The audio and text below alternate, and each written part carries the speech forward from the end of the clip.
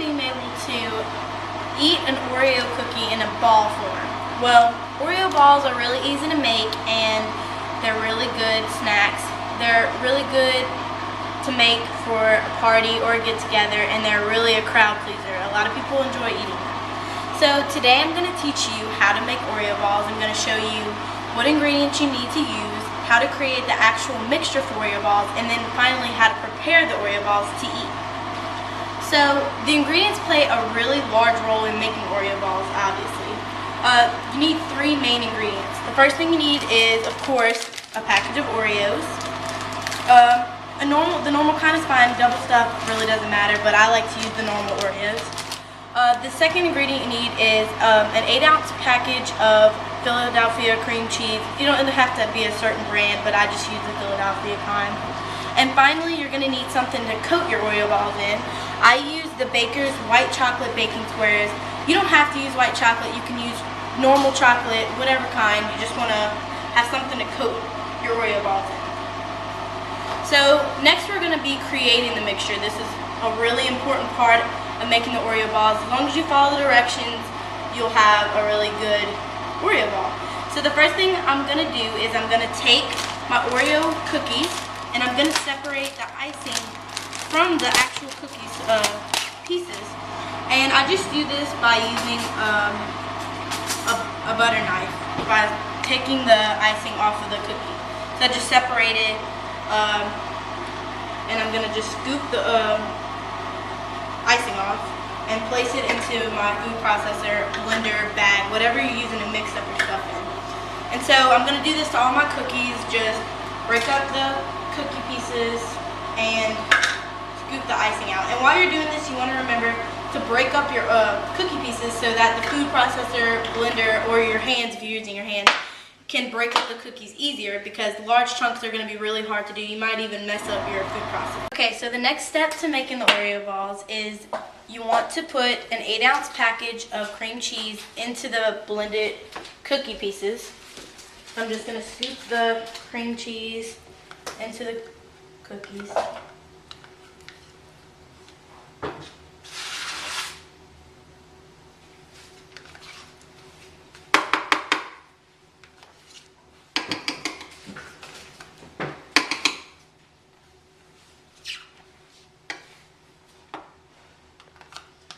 And once you've done that, you're going to blend all the ingredients together until it makes a nice mixture that you can form the balls with. I'm going to put the top on, the blade part, and then I'm going to put the cap on, lock it in, and I'm just going to blend it. So I've done blended it, and so your mixture should look something like this. It should be a hard mass almost. You can easily roll it into a ball. So your final step is you're going to make the mixture into small balls about the size of gumballs, maybe a little smaller, depending on how big or small you want them. It doesn't matter. So I'm going to take a small I'm going to grab a small little part of it like this. I'm just going to use my hands to roll it into a ball.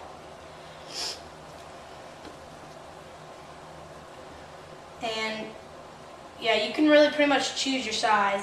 This is about the size of how you want them, smaller, bigger, whatever. And so I'm going to place the balls onto the wax paper, and I'll show you one more time. I'm just going to grab a little bit of the mixture and roll it into a ball. Just like this. Make sure they're round and place it on the wax paper.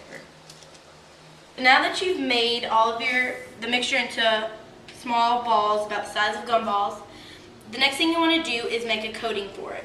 And how you do this is you melt the Baker's chocolate squares into a liquid, and this will be served as your coating for your Oreo balls. And so how I do this is I take one of the Oreo balls and I use my spoon.